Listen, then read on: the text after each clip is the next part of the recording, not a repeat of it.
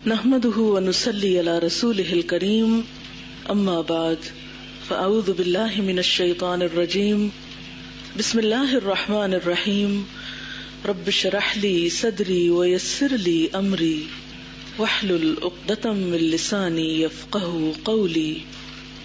آپ سب کو ہم خوش آمدید کہتے ہیں. اللہ کرے کہ آپ کا یہاں پر آنا آپ کے لیے، ہمارے لیے، امت مسلمہ کے لیے بہت ہی بابرکت ثابت ہو. اللہ کرے کہ ہم اپنے وقت کا بہترین استعمال کر سکیں اور اللہ تعالی ہمیں ایسا نفع مند علم عطا فرمائے جو ہمیں دنیا اور آخرت دونوں جگہ پر کام آئے. ابھی آپ لوگ کیا کر رہے تھے؟ تلاوت سن رہے تھے. کیا تھا اس تلاوت میں؟ سورۃ الفاتحہ اور البقرہ. کچھ سمجھ میں آ رہا تھا؟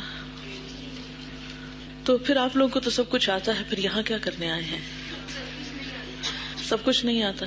لفظ لفظ آتا ہے جو کچھ سنا ہے، لفظ لفظ تھوڑا بہت پہچان تو ہے نا. اللہ کی کتاب ہے اور بچپن سے پڑھتے چلے آ رہے ہیں، لیکن 1 سال گزرنے کی دیر ہے انشاءاللہ تعالی، پھر لفظ لفظ بھی سمجھ میں آنے لگے گا. اور اسی کے لیے آپ لوگ یہاں پر جمع ہیں اور انشاءاللہ اسی کے لیے ہم کوشش کریں گے.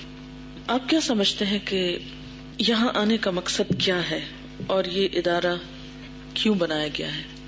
آپ میں سے ایک ایک شخص ہاتھ کھڑا کر کے بات کرے. آپ کیا سمجھتی ہیں کہ یہ ادارہ کیا چیز ہے اور یہاں کیا ہوگا؟ اوکے.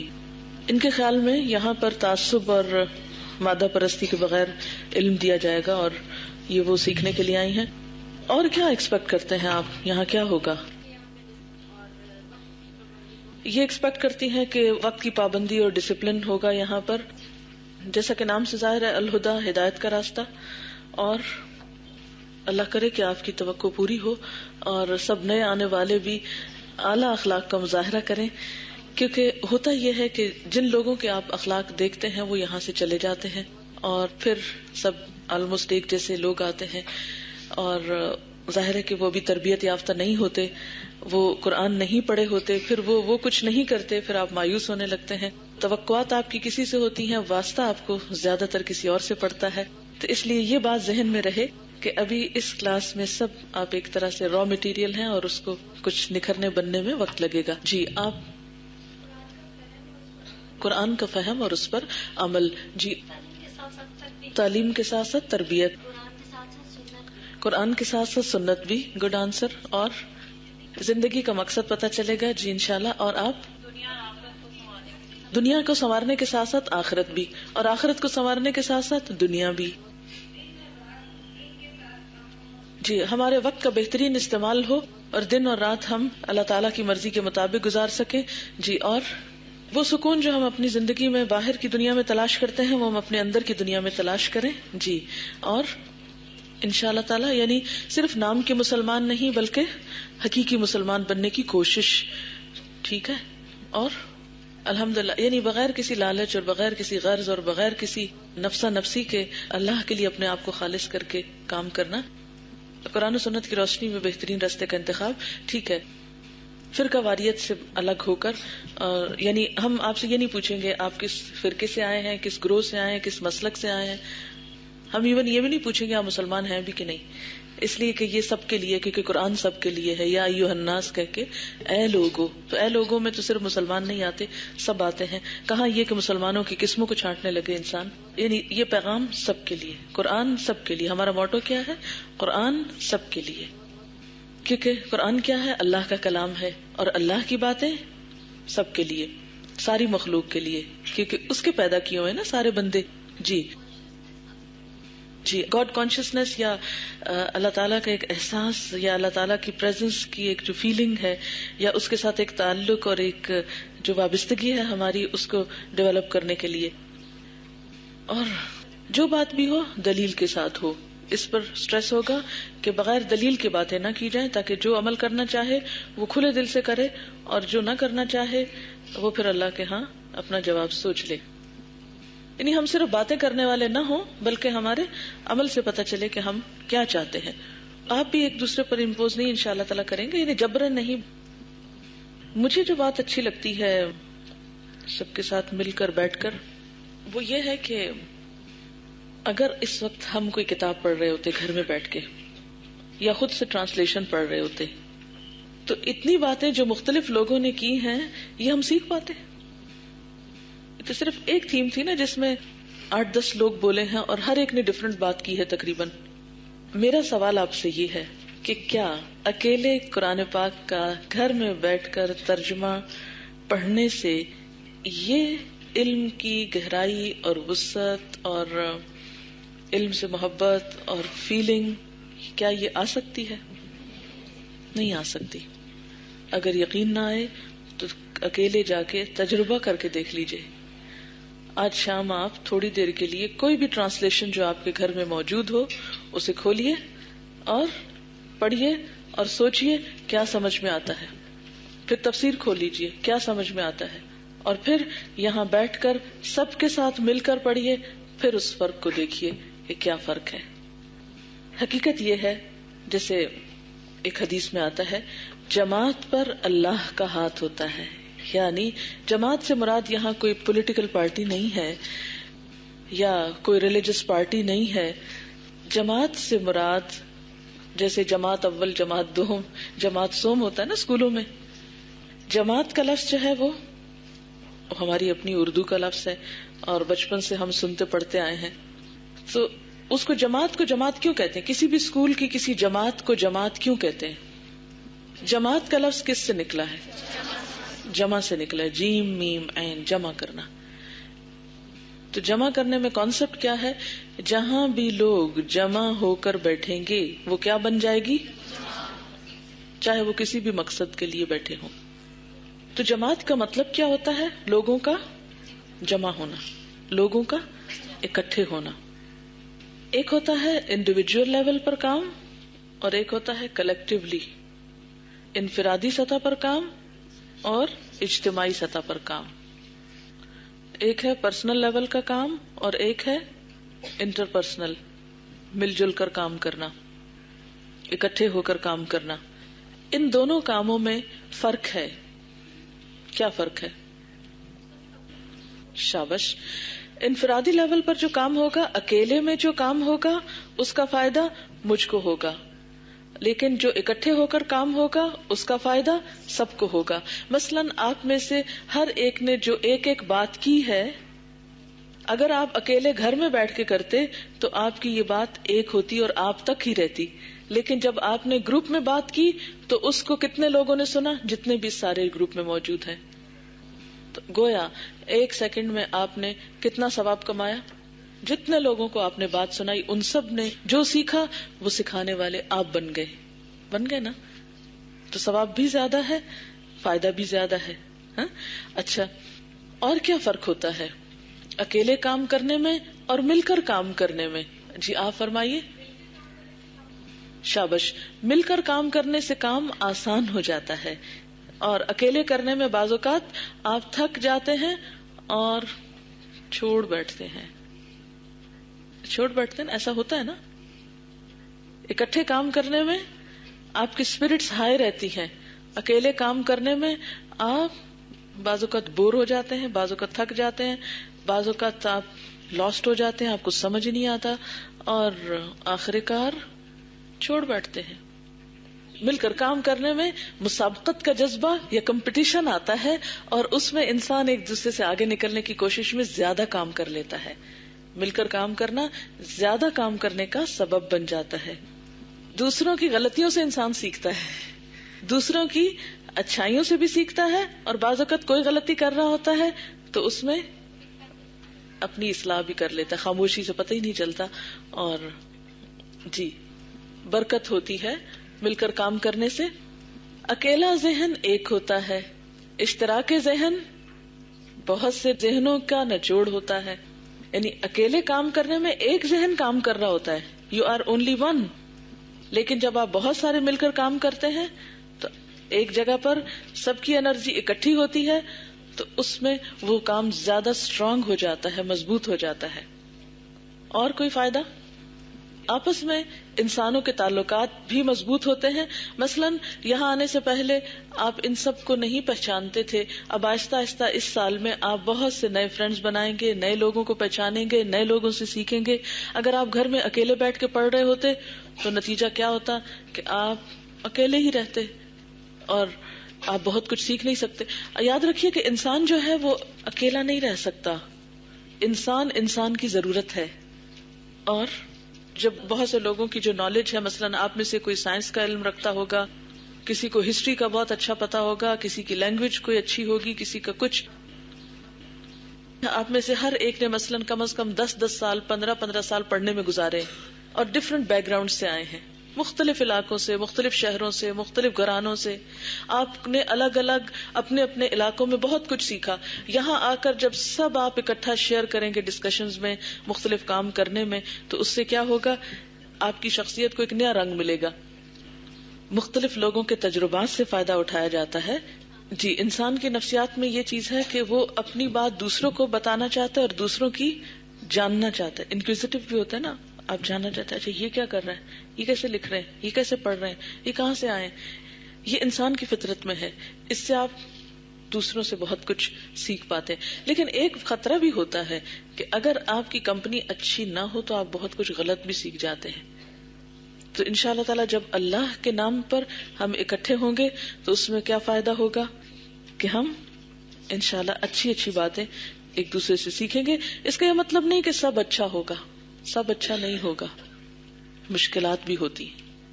مثلا اکیلے میں آپ ہر ایک کی اذیت سے بچے رہتے ہیں. جب اکٹھے ہوتے ہیں تو بعض اوقات آپ دوسروں کے رویے سے پریشان بھی ہوتے ہیں, آپ کو دوسروں سے تکلیف بھی پہنچتی ہے.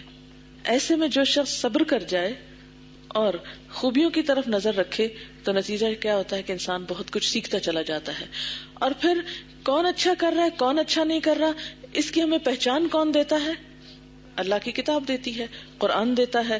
ہم مثلاً کسی سے کچھ سیکھ رہے ہیں, سن رہے ہیں, بات سن رہے ہیں, ہم اس کو لے لیتے ہیں, بس بیچ میں ہیں, ابھی ہم نے ایکسپٹ بھی نہیں کیا, ریجیکٹ بھی نہیں کیا. اب ایکسپٹ کب کریں گے؟ جب آپ کو تسلی ہو جائے گی, اور وہ تسلی آپ کو اللہ کی کتاب دے گی, اور اس طرح آپ بہترین چیز سیکھتے چلے جائیں گے. انڈیویجول لیول پر کام جو ہوتا ہے وہ اسمال اسکیل پہ ہوتا ہے. جب نیٹ ورک پہ ہوتا ہے, بہت سارے لوگ اکٹھے ہو کے کرتے ہیں, تو ایک لارج اسکیل پہ کام ہو جاتا ہے, اور اس کا فائدہ پھر زیادہ لوگوں کو پہنچتا ہے. مثلاً آپ ایک بات سیکھیں, ہاں آج آپ میں سے مثال کے طور پر 200 لوگ گھر جا کر اگر وہی بات ریپیٹ کرتے ہیں, آج کی مثلاً 10 باتیں آپ نے سنی, اس میں سے صرف ایک بات ہر کوئی جا کے کسی ایک کو آگے کرتا ہے, تو اس سے کیا ہوگا, 200 فیملیز کے اندر کیا پہنچے گا, ایک خیر کی بات پہنچے گی نا, ایک اچھی بات پہنچے گی. اور یہ صرف ایک بات نہیں ہوگی. انسان کی عادت یہ ہوتی ہے کہ جس بات سے وہ متاثر ہوتا ہے, جو اس کے دل کو لگ جاتی ہے, جو اس کے دل کو لگ جاتی ہے, پھر وہ دوسروں کو بتا کے چھوڑتا ہے نا. کوئی چیز آپ کے دل کو لگ گئی, کوئی چیز پسند آ گئی, کبھی ایسا ہوا کہ پھر اس کو آپ نے اپنے دل میں ہی رکھا ہو؟ کیا دل چاہتا ہے پھر سب کو بتا ڈالو, ہے نا. اور قرآن کس پہ اترا ہے؟ دل پہ اترا ہے. تو جو اپنے دل کے دروازے کھول دے گا اس کتاب کے لیے, اور جس کے دل میں قرآن سمانے لگے گا, تو پھر اس کی اپنی ذات تو متاثر ہوگی ہی, اس کے ساتھ ساتھ وہ دوسروں کو بھی متاثر کرے گا, اور اس طرح خیر اور بھلائی کو عام کرنے کا موقع ملے گا آپ کو. چلیے, یہ تو تھا آنے کا مقصد, ٹھیک ہے, ایک بات تو ہو گئی. اگلا میرا سوال یہ ہے کہ آپ کی نیت میں کیا ہونا چاہیے کہ آپ نے یہ سارا کچھ, مثلاً ایک دوسرے سے سیکھنا ہے, قرآن سیکھنا ہے, بہت کچھ کرنا ہے, کس کے لیے کرنا ہے؟ سچ کہہ رہے ہیں, بالکل یقین کر لو, یہ بات بہت بڑی ہے کہ اللہ کے لیے, چھوٹی بات نہیں ہے, بہت بڑی بات ہے. کیونکہ اگر ہم نے کہہ دیا اور کیا نہیں تو سب سے پہلے کس کو پتا چلے گا؟ تو اس کو تو دھوکہ نہیں دے سکتے نا, کہ دے سکتے ہیں؟ اس کو کون دھوکہ دیتا ہے؟ منافق. یخادعون اللہ والذین آمنوا وما یخدعون الا انفسهم وما یشعرون. شعوری تو نہیں. اچھا چلے, آنکھیں بند کریں اور اپنے آپ سے پوچھیں, واقعی میں اللہ کے لیے آئی ہوں؟ نہ الہدا کے لیے, نہ ڈاکٹر فرحت کے لیے, نہ کسی انسان کے لیے, نہ کسی دنیا کے فائدے کے لیے، کسی کے لیے نہیں، میں صرف اور صرف اللہ کے لیے، صرف اللہ کے لیے، تاکہ وہ مجھ سے راضی ہو جائے۔ اب اس کو لکھ لیجیے، میں یہاں صرف اللہ کے لیے آئی ہوں۔ ہو سکتا ہے آپ کے ماں باپ نے کہا ہو جاؤ پڑھو، ہو سکتا ہے کوئی مجبوری آپ کو لے آئی ہو سکتا ہے آپ کے ذہن میں کوئی اور خیال ہو، چلو دیکھو تو صحیح کرتے ہیں کیا یہ، لیکن ان میں سے کوئی چیز آپ کو فائدہ نہیں دے گی۔ اگر ماں باپ کی خاطر پڑھا وہ تو کوئی کام نہیں آئیں گے قیامت کو، اتنی محنت کریں اور ان سے زیادہ کیا ملے گا ماں باپ سے؟ شاباش۔ اس شاباش کو کیا کریں گے آپ؟ کہاں لے جا کے لگائیں گے؟ کچھ فائدہ ہوگا اس کا؟ کچھ فائدہ نہیں، بس ٹھیک ہے تھوڑی دیر کے لیے خوشی ہو جاتی، تسلی ہو جاتی، ماں باپ کا دل خوش ہو جاتا ہے، وہ تو ایک الگ بات ہے۔ یا کسی انسان نے کہہ دیا ہے کتنی نیک ہو گئی ہے، قرآن پڑھتی ہے، اس جملے سے کیا مل جائے گا آپ کو؟ کیا ملے گا؟ کچھ بھی نہیں، بس ایک وقتی طور پہ آپ کا خون جسم میں سرکولیشن تیز ہو جائے گی اور تھوڑی دیر کے لیے آپ خوش ہو جائیں گے، اور اس کے بعد پھر آپ نارمل ہو جائیں گے، اور پھر آپ بھول جائیں گے اس بات کو، پھر وہ کیا ہوا؟ کچھ بھی نہ ہوا۔ اور اسی شخص کو کسی دن آپ پہ غصہ آ گیا تو وہ کیا کہے گا؟ یہ قرآن پڑھنے والے دیکھ لیے، قرآن پڑھنے والے، پھر کیا ہوگا؟ کوئی فائدہ نہ ہوا پڑھنے کا۔ ان سب چیزوں سے اوپر اٹھ جائیں۔ وہ علامہ اقبال کا ایک شعر ہے جس کا مطلب عام طور پر لوگ نہیں سمجھتے، خودی کو کر بلند اتنا، اور خودی میں اصل میں کیا ہے کہ انسان باقی ہر دنیا کی لالچ اور غرض سے اپنے آپ کو اتنا اوپر اٹھا لے، لوگوں کی تعریفوں سے، تنقیدوں سے اور بہت سی باتوں سے اٹھا کے کہاں لے جائے؟ اللہ کے پاس اپنے آپ کو جمع کرا دے کہ میرا جینا، میرا مرنا، میرا سب کچھ تیرے لیے۔ تو پھر اس سے کیا ملے گا؟ اگر ہم اللہ کے لیے کریں گے تو اس کا کچھ ملے گا؟ ہاں، خدا بندے سے خود پوچھے بتا تیری رضا کیا ہے، تو اللہ تعالیٰ اسی بندے سے پوچھے گا نا بتا تیری رضا کیا ہے، تو پھر تو کچھ مل بھی گیا۔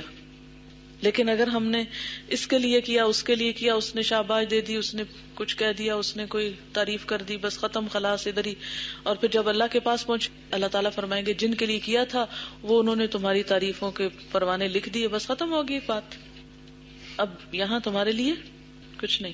تو اگر ہم یہ چاہتے ہیں کہ بتا تیری رضا کیا ہے، کہ ہم سے قیامت کے دن پوچھا جائے بتاؤ تم کیا چاہتے ہیں، آپ دیکھیں آپ کو خوشی نہیں ہوتی کسی جگہ پر آپ سے پوچھا جائے آپ کیا چاہتے ہیں، آپ کو کیا اچھا لگتا ہے، آپ کو کیا پسند ہے، جو دل چاہتا ہے بتائیں۔ ہماری کتنی خواہشات ہوتی ہیں، کتنی ہی مرضیاں ہوتی ہیں جو دنیا میں پوری ہو ہی نہیں چکتی، نہیں ہوتی نا، تو وہ ایک ایسی جگہ ہوگی جہاں آپ کی ہر مرضی پوری ہو جائے گی۔ دنیا میں بہت سے لوگ کیوں مایوس پھرتے نظر آتے ہیں، کیوں غمگین ہوتے ہیں، کیوں اداس ہوتے ہیں، کیوں پریشان ہوتے ہیں؟ کبھی سوچا آپ نے؟ آپ کس وقت اپ سیٹ ہوتے ہیں؟ آپ سیٹ ہوتے کس وقت؟ جب آپ کی مرضی پوری نہیں ہوتی، جب کام آپ کی مرضی کے مطابق نہیں ہوتا۔ آپ کب غمگین ہوتے؟ غم کیوں ہوتا ہے؟ آپ نے سے کو بتایا گا غم کیوں ہوا کرتا ہے؟ جب کوئی خواہش پوری نہیں ہوتی، جب ہمارے نفس کے خلاف کوئی کام ہو جاتا ہے، پھر ہم غمگین ہوتے ہیں، پریشان ہوتے ہیں، یہ کیوں ہو گیا، یہ نہیں ہونا چاہیے تھا۔ اور جنت وہ جگہ ہے جہاں ہر خواہش پوری ہوگی، اسی کو کہتے ہیں وہاں کوئی خوف نہیں ہوگا، کوئی غم نہیں ہوگا۔ یہ دنیا میں نہیں ہو سکتا نا، وہیں جا کر ہوگا، لیکن ہر ایک کے لیے وہاں بھی نہیں ہوگا، ٹھیک ہے نا؟ کس کے لیے ہوگا وہاں؟ جو یہاں اپنے آپ کو اللہ کی مرضی کے تابع کر لیں۔ اسی کو کہتے ہیں تقدیر پہ راضی ہونا، اللہ کی رضا پہ راضی۔ جب ہم کہتے ہیں نا میں یہ کام اللہ کے لیے کر رہی ہوں، اللہ کی خوشی کے لیے، اللہ کو راضی کرنے کے لیے، تو یہ چھوٹی سی بات نہیں، یہ بہت بڑی بات ہے، اس کی ایک قیمت بھی دینی پڑتی ہے۔ کوئی بھی بڑی چیز حاصل کرنے کے لیے کیا کرنا پڑتا ہے؟ اس کی قیمت دینی پڑتی ہے۔ اس کی قیمت کیا ہے؟ اللہ کی رضا حاصل کرنے کی قیمت کیا ہے؟ نفس کی قربانی کا مطلب کیا ہوتا ہے؟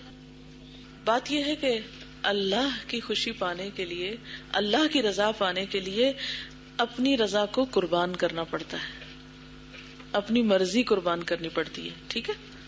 اللہ کی رضا پانے کے لیے اپنی مرضی قربان کرنی پڑتی ہے. مثلا میری مرضی، میرا موڈ، میرا دل، میرا شوق، میری دلچسپی کیا ہے؟ صبح سوتی رہوں، بالکل نہ اٹھوں، ہے نا. اب اللہ تعالیٰ کیا چاہتے ہیں؟ آپ نے کہا تھا ہم تو اللہ کی رضا کے لیے یہاں آ رہے ہیں. تو اگر اللہ کی رضا کے لیے آ رہے ہیں تو پھر جب یہاں قرآن پڑھایا جا رہا ہے تو آپ ذرا اپنی باقی مرضی قربان کر کے جلدی سے پہنچ جائیں ٹائم پر، ہے نا. اور کیا کرنا پڑتا ہے؟ جی کوئی بھی راستے میں مشکل آئے، کوئی آزمائش، کوئی امتحان، کوئی چیز، تو ان سب چیزوں کی پرواہ نہ کر کے خود ہی کو کر بلند اتنا کہ ہر تقدیر سے پہلے، یعنی آپ چل رہے ہیں اللہ کے راستے پہ نا، کوئی چیز رکاوٹ بن گئی تو آپ نے کیا کرنا ہے؟ ادھر ہی بیٹھ جانا ہے. ہاں تو تبھی تو کام ہوتا ہے. جی پھر نہیں بات بنتی. کیا پتا بن نہیں جائے، کیا پتا کوئی معجزہ ہو جائے اور ہم کو کوئی اٹھا کے ایک دم جنت میں پہنچا دے. جی ہر رکاوٹ کو عبور کرنا پڑتا ہے. جو کام اللہ کی رضا کے لیے کیا جاتا ہے اس کام کے آگے آنے والی ہر رکاوٹ کو کیا کرنا پڑتا ہے؟ عبور کرنا پڑتا ہے. پہلا کام کیا کرنا پڑتا ہے؟ اپنی مرضی کو اللہ کی مرضی کے آگے قربان کرنا پڑتا ہے. دوسری بات یہ، اس راستے میں آنے والی ہر رکاوٹ کو عبور کرنا پڑتا ہے. اچھا عبور کرنے کے لیے اگر چھوٹی ہو تو انسان پھلانگ جاتا ہے، اگر بہت بڑی ہو پھر کیا کرے؟ یہی تو بات ہے نا، ادھر ہی بیٹھنا پڑے گا پھر تو. نہیں، یا دائیں سے نکل جائے یا بائیں سے نکل جائے. جی مثلا آپ جا رہے ہیں آگے راستہ بند، اب آپ یہ نہیں کہہ سکتے وہ ہم تو آ رہے تھے بس وہ راستہ ہی بند تھا اس لیے ہم گھر چلے گئے. نہیں، دائیں سے نکلے بائیں سے نکلے. کبھی آپ کسی راستے پہ جا رہے ہو تو لوگوں نے شادیوں کے لیے راستے میں ٹینٹ لگائے ہوتے ہیں نا، بغیر اطلاع کے، بغیر اعلان کے، بغیر اجازت کے راستے بند کر کے رکھ دیتے ہیں. وہ کہتے ہیں ہمارا گھر، ہماری سڑک، ہم ادھر شادی کریں گے. ٹھیک ہے، اب آپ جا رہے تھے کسی ضروری کام، تو آپ کیا کرتے ہیں؟ گاڑی روک کے اس شادی میں شریک ہو جائیں؟ نہیں، لیکن آپ کہتے ہیں نہیں مجھے ضروری جانا ہے. آپ واپس پلٹتے ہیں، کوئی اور گلی دیکھتے ہیں، ادھر سے مڑتے ہیں، ادھر سے مڑتے ہیں، ادھر رول رلا کے منزل پہ پہنچ جاتے ہیں نا. اچھا اور کیا کرنا پڑتا ہے؟ شابش، بہترین کوشش اور دعا کرنی پڑتی. بہترین کوشش تو کرنی ہے لیکن اس کے ساتھ دعا. جہاں اٹکے، جہاں پھنسے، جہاں رکے، فوراً اللہ سے دعا مانگنی کہ اللہ تعالیٰ آپ نے کرنا ہے، میں نے تو اپنا آپ کے حوالے کیا، میں تو آپ کے لیے نکلی ہوں، یہ تو آپ کا کام ہے، آپ کو کرنا ہے، آپ میرے لیے آسانی پیدا کر دیں. جب ہم اوروں کے لیے کام کرتے ہیں نا تو پھر ہم دھکا سٹارٹ ہوتے ہیں، وہ ہم کو پش لگاتے ہیں تو ہم چلتے ہیں. جدھر ان کی پش رکی ہم بھی رک گئے. ایسا شخص زیادہ نہیں چل سکتا. لیکن جو اللہ کے لیے کام کرتا ہے وہ یہاں آ کے اس کو اگر ٹیچر نے تعریف کی ہے نہیں کی، شاباش ملی ہے نہیں ملے، نمبر ملے یا نہیں ملے، اس کو نہیں فکر، وہ ریلیکسڈ ہے. اپنے ٹارگٹس مقرر کریں، کوشش کریں، ان کو اچیو کریں، کمی بیشی رہ جائے اور کوشش کریں. بالکل ایسے جیسے آپ کھانا پکا رہے ہوتے ہیں نا، تو آپ ایک دفعہ نمک وغیرہ ڈال لیتے ہیں، جب پکنے کے قریب آتا ہے تو آپ کیا کرتے ہیں؟ چکھتے ہیں. کیوں چکھتے ہیں؟ ٹیسٹنگ. بالکل اسی طرح آپ یہاں آئے، آپ نے کام شروع کیا تو بیچ بیچ میں ٹیسٹنگ، اور اس ٹیسٹنگ میں کیا ہے؟ ابھی نمک کم ہے، کبھی کبھی زیادہ بھی ہو جاتا ہے نا، پھر کیا کرتے ہیں؟ اس کا بھی علاج کرتے ہوتے ہیں. ہاں جی، یا زیادہ پانی ڈال دیں برابر ہو جائے گا، تو اس کا بھی علاج کرتے ہیں. یعنی ہر مسئلے کا حل ڈھونڈنا ہے، ہر چیز کا حل ڈھونڈنا ہے. اگر کوششیں کم ہیں، تیز کرنی ہے، تیز ہیں، تو ذرا ان کو اعتدال میں لانا ہے.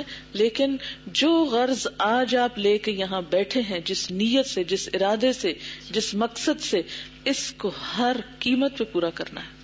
قل آمنت باللہ ثم استقم. اچھا ہاں ایک اور بات، کیا یہ کام کرنا ضروری بھی ہے کہ نہیں؟ واقعی اتنے لوگوں نے نہیں کیا تو ان کی بھی تو زندگی گزر ہی رہی ہے نا. اتنے لوگ جو نہیں بےچارے کر پاتے، نہیں کر پائے، ان کی بھی زندگی گزر رہی ہے. ہمارے باپ دادا نے تھوڑا یہ سب کچھ کیا تھا جو ہم کریں. کہیں نہ کہیں کمی رہ جاتی ہے. الذین آتیناہم الکتاب یتلونہ حق تلاوتہ اولئک یؤمنون بہ. وہ لوگ جن کو ہم نے کتاب دی اس کو پڑھتے ہیں ایسے جیسے پڑھنے کا حق ہے، یہی لوگ اس پر ایمان لاتے ہیں. دوسری بات یہ ہے کہ اگر کبھی بھی کوئی کہے نا کہ ہمارے باپ دادا کے جاہل تھے، وہ گمراہ تھے، وہ جنت میں نہیں گئے ہوں گے انہوں نے یہ کام نہیں کیا اگر تو ایسی بات کا جواب کیا ہے تلک امۃ قد خلت لہا ما کسبت ولکم ما کسبتم. وہ کچھ لوگ تھے جو گزر گئے، ان کے لیے وہ جو انہوں نے کیا، ہمارے لیے کیا جو ہم کریں گے. ولا تسألون عما كانوا يعملون. آپ سے نہیں پوچھا جائے گا انہوں نے کیا کیا. وہ اپنے دور، اپنے وقت اور اپنے حالات کے مطابق اپنی کوششیں کر گئے. ہمارے لیے اگر اللہ نے ایک اپرچونٹی رکھی ہے تو ہمیں اس کو فائدہ اٹھانا ہے. ٹھیک ہے نا. ایک سوال لکھی، کیا قرآن کے ساتھ اور قرآن کے بغیر زندگی ایک طرح کی ہوتی ہے؟ جس دن دھوپ نکلتی ہے وہ بھی دن ہوتا ہے، جب بادل آتے ہیں تو وہ بھی دن ہوتا ہے نا، سورج نظر نہیں آتا. تو ان دو دنوں میں کیا فرق ہے؟ وہ دن دن دن ہے، دن دن ہے. جس دن سورج نکلتا ہے اور جس دن سورج نہیں نکلتا، کیا ان دو دنوں میں فرق ہے؟ کیا فرق ہے یہ پوچھ رہی ہوں میں، بتائیے کیا فرق ہے؟ ایک حرارت والا دن ہے اور ایک ٹھنڈا دن ہے، ایک روشنی والا دن ہے اور ایک گلومی ہے. ماحول الگ ہوگا. کیا فیلنگ الگ ہوتی ہے؟ فیلنگ بھی الگ ہوتی ہے نا، بالکل مختلف ہوتی ہے. جی آپ؟ جی ہاں، جب سورج نکلتا تو آپ ایکٹیو ہوتے ہیں، آپ کے اندر ایک خاص قسم کی انرجی ہوتی ہے. جب بادل آتے ہیں تو ایک دم آپ انٹروورٹ ہو جاتے ہیں، اندر اپنے گھسنے لگتے ہیں، دل کی حالت فوراً بدلنے لگتی.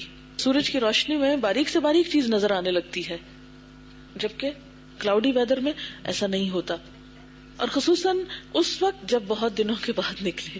روز نکلتا تو ہم قدر ہی نہیں کرتے نا، جب بہت دنوں کے بعد نکلتا ہے تو پھر زیادہ قدر آتی ہے. اچھا ایک اور بات آپ دیکھیے، جب سورج طلوع ہونے کا وقت ہوتا ہے اور غروب ہونے کا تو آسمان کا منظر آلموسٹ ایک جیسا ہی ہوتا ہے. شفق کے اوپر لالی ہوتی ہے نا، دونوں وقتوں میں ہی ہوتی ہے. کیا دونوں وقت کبھی آپ نے نوٹ کیا؟ اچھا یہ آپ کا ہوم ورک ہے، کل آپ یہ نوٹ کر کے آئیے. اچھا ہوم ورک صرف کیا لکھنے پڑھنے کا ہی ہوتا ہے؟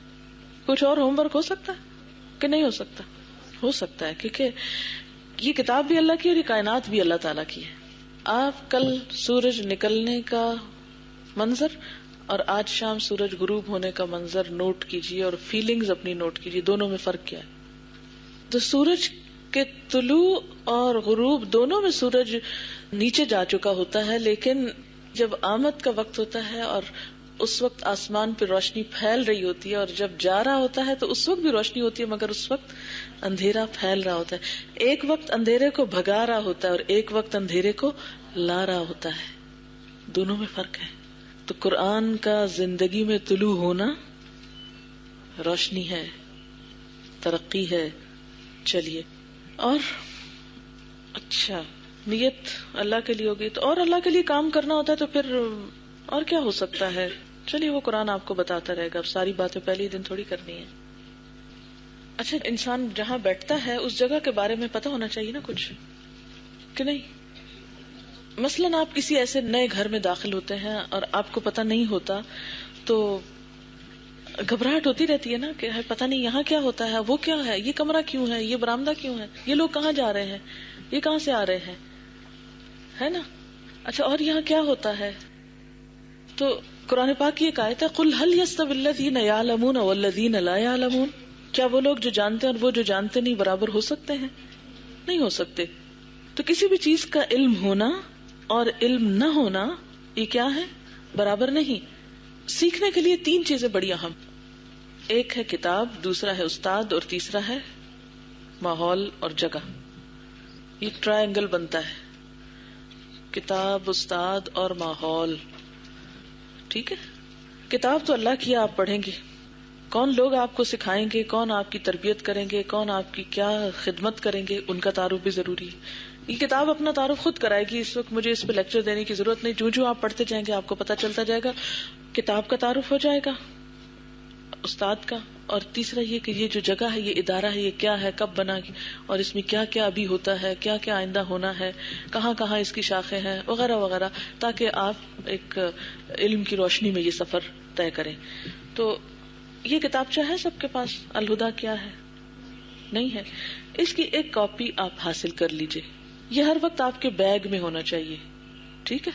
اس کا کیا فائدہ ہوگا اگر ایک ایک کاپی آپ کے بیگ میں ہوگی؟ تو کوئی اسٹرینجر آپ سے پوچھے گا تو آپ کو اپنے حافظے پہ زور نہیں دینا پڑے گا، آپ بتا سکیں گے کہ یہ فلاں چیز ہے، ہمارے ادارے میں یہ ہوتا ہے، یہ کورس ہوتے ہیں، یہ کام ہوتے ہیں، یہ چیزیں ملتی ہیں، یہ اس کا ایڈریس ہے، یہ اس کا ویب سائٹ ہے، یہ اس کے پروگرامز ہیں، اور دوسرے کو بتانے کے بعد دوبارہ کیا ہو، پھر بیگ میں. اچھا انشاءاللہ تعالی اس میں ہلکا سا آپ کو بتا دیتی ہوں، باقی آپ خود پڑھ لیں. سب سے پہلی بات تو یہ ہے کہ باہر لکھا ہوا ہے الہدا کیا ہے، اس کے جواب میں لکھا ہوا ہے ان ھدی اللہ ھو الھدی، بے شک اللہ کی ہدایت وہ اصل ہدایت ہے. یعنی الہدا میں دراصل کیا ہے، اللہ کی طرف جانے کا راستہ بتایا جاتا ہے، اللہ سے جڑنے کا، اللہ کا قرب حاصل کرنے کا، اللہ کی پہچان کا. یعنی یہاں جیسے ہم نے پہلے بھی بات کی نا، آپ کسی کے لیے نہیں آئے، نہ میرے لیے آئے، نہ کسی اور کے، نہ اس بلڈنگ کے لیے آئے، نہ کسی اور انسان کے لیے، نہ اپنی کسی سہیلی کے لیے، نہ کسی اور مقصد کے لیے، بلکہ کس کے لیے، اللہ کے لیے، کیونکہ اسی کا اصل فائدہ ہے. ٹھیک ہے، تو یہاں آ کر پھر اگر اللہ کی پہچان نہ ہو اور اللہ تعالیٰ کے ساتھ تعلق مضبوط نہ ہو تو پھر آنے کو کوئی فائدہ بھی نہیں ہے. یعنی یہاں سے آپ نے کیا لے کر جانا ہے، یہاں سے آپ کیا لے کر جانا چاہتے ہیں؟ اپنے رب کی پہچان، اپنے رب کی پہچان، اپنے رب کے ساتھ ایک تعلق، اللہ کی محبت. ٹھیک ہے نا؟ کیوں ضروری ہے وہ؟ آپ کہیں گے ہمیں تو پہلے ہی پہچان ہے. وہ پہچان جو اللہ کی کتاب دیتی ہے وہ ہماری عقل نہیں دیتی ہم کو. کیوں؟ اللہ کی ایک پہچان آپ کے پاس پہلے سے ہے، اور وہ کس نے دی آپ کو؟ آپ کے تجربے نے، مشاہدے نے، عقل نے. اور ایک پہچان اللہ کی اس کی کتاب کے ذریعے ہے. ان دونوں میں کیا فرق ہے؟ انسان کی عقل جو ہے وہ محدود ہے، اور اللہ کی کتاب جو ہے اس کا سورس وحی الہی ہے، یہ اللہ تعالیٰ نے خود بھیجی ہے. پہچان کے کئی لیول بھی تو ہوتے ہیں نا، کہ نہیں؟ مثلا ایک لیول پہچان کا یہ ہے کہ آپ مجھے اس وقت دیکھ رہے ہیں اور مجھے پہچان رہے ہیں میری شکل سے یا میری بات سے، لیکن یہ تو ایک انٹروڈکٹری پہچان ہے، ایک ابتدائی پہچان ہے. اور ایک پہچان کیا ہو سکتی ہے؟ جب آپ مجھے پڑھاتے ہوئے دیکھیں یا مجھ سے پڑھیں تو ایک اور طرح کی پہچان ہوگی نا. یا اگر میں نے کوئی کتاب لکھی ہے تو اس کو آپ پڑھیں گے تو اس میں سے جو آپ مجھ کو پہچانیں گے، کیا صرف میرے حال حلیے سے پہچان سکتے ہیں؟ صرف ظاہری صورت سے پہچان سکتے ہیں مجھ کو؟ نہیں. ٹھیک ہے نا؟ تو اسی طرح ایک پہچان تو اللہ تعالیٰ کی کیا ہے، قدرت کی نشانیوں سے ہے، اور ایک پہچان کس سے ہوگی؟ خود اس کی بھیجی ہوئی کتاب سے. یہ ہے اصل پہچان، اور یہ ہے اس ادارے کا مقصد. ٹھیک ہے، مقصد سمجھ میں آیا کہ نہیں آیا؟ اللہ کی پہچان. اور لوگ کہیں گے کیا ہم نہیں پہچانتے، آپ ہمیں کوئی نئی پہچان کرانے لگے؟ اس لیے کہ پہچان کے لیول ہیں، پہچان کا طریقہ ہے. پہچان کا طریقہ ایک تو ظاہری چیزوں سے ہوتا ہے. چلیے یہ بتائیے مجھ کو، آپ سونے کو پہچانتے ہیں؟ سونا اور پیتل کا فرق پہچانتے ہیں نا، کہ نہیں پہچانتے؟ اس کی چمک سے پہچانتے ہیں. لیکن ایک پہچان جیولر کو ہوتی ہے، فرق ہے اس میں. ہیرے کو پہچانتے ہیں نا آپ، ہیرے کو اور عام جو ہوتے ہیں سٹونز پہچانتے ہیں نا، لیکن وہ پہچان جو جوہری کو ہے وہ آپ کو اور مجھ کو ہے نہیں ہے نا. کیوں؟ اس کی نظر اور ہے، ہماری نظر اور ہے. ایک عام شخص کی اللہ تعالیٰ کو پہچاننے کی نظر اور ہے، اور اس قرآن کو پڑھنے کے ذریعے اللہ کو پہچاننے میں نظر اور ہے. ایک ہے عام پہچان اور ایک ہے خاص پہچان. تو یہ ایک خاص پہچان ہے اللہ تعالیٰ کے لیے. اچھا، یہ جو ہمارا ادارہ ہے الہدا، یہ بیسیکلی کیا ہے؟ ایک ویلفیئر فاؤنڈیشن ہے، جس کو NGO کہتے ہیں نا، یہ وہ ہے. یہ رجسٹرڈ ہے گورنمنٹ آف پاکستان سے. یہ نان گورنمنٹل آرگنائزیشن ہے، یعنی گورنمنٹ کی نہیں ہے، یہ نان گورنمنٹل ہے. ٹھیک ہے، نان پولیٹیکل ہے. اس کی کیا وجہ ہے؟